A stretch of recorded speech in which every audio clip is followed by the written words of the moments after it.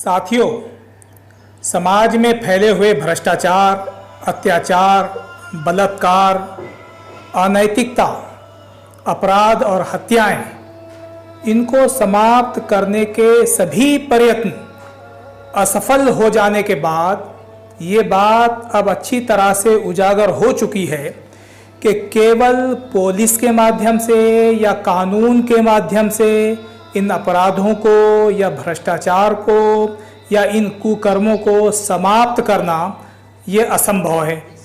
केवल कानून के माध्यम से हमारा समाज अपराध मुक्त समाज नहीं हो सकता।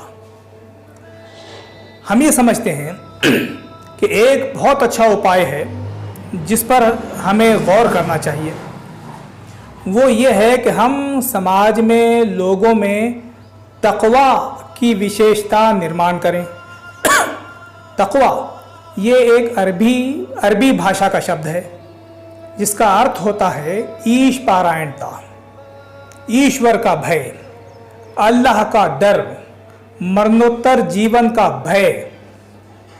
इस बात की भावना कि मैं अपने अल्लाह के समक्ष उत्तरदायी हूँ, मुझे अपने इस जीवन के कर्मों का हिसाब अल्लाह के पास जाकर देना है।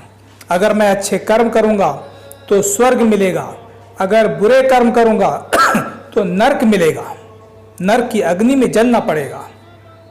मैं उत्तरदायी हूँ और जो कुछ भी कर रहा हूँ इस दुनिया में, इस समाज में, उसका हिसाब मरने के बाद जाकर अपने अल्लाह, अपने निर्मिक के सामने मुझे देना है। ये भावना निर्माण करने का नाम है तक़वा। ये भावना अगर निर्माण हो गई तो इसके माध्यम से समाज को अपराध मुक्त बनाना आसान हो जाएगा। और यही भावना निर्माण करने का उद्देश्य है रमज़ान का और रोज़ों का। रोज़ों के माध्यम से, रमज़ान के माध्यम से एक व्यक्ति के मन में ये भावना निर्माण की जाती है कि तुम उत्तरदायी हो, तुम्हें कोई देख रहा है। आप जानते हैं कि जब कोई रोज़े से होता है तो अकेले में भी होता है, उसको कोई देखने वाला नहीं होता है, तब भी वो पानी का एक घूंट लेने को तैयार नहीं होता। वो छुपके भी पानी का एक घूंट नहीं पीता, खाने का एक लुक़मा अपने मुंह में नहीं डालता।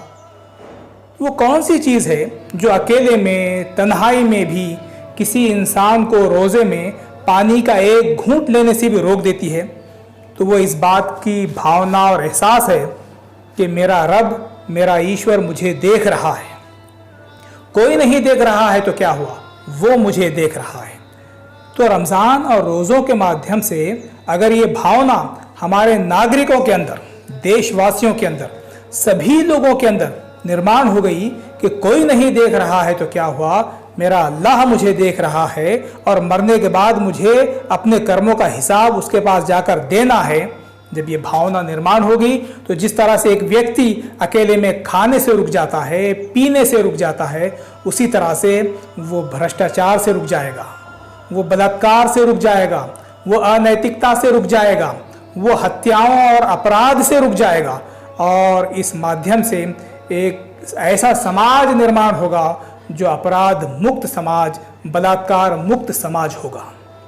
तो रमज़ान का ये उद्देश्य है, रोज़ों का ये उद्देश्य है कि इस भावना को नागरिकों में निर्माण किया जाए कि तुम उत्तरदायी हो, तुम्हें कोई देख रहा है और तुम अच्छे कर्म करो, बुरे कर्म करने से बचो, क्योंकि तुम्हें अपने इस जीवन के सारे कर्मों का हिसाब उस रब के पास जाकर देना है।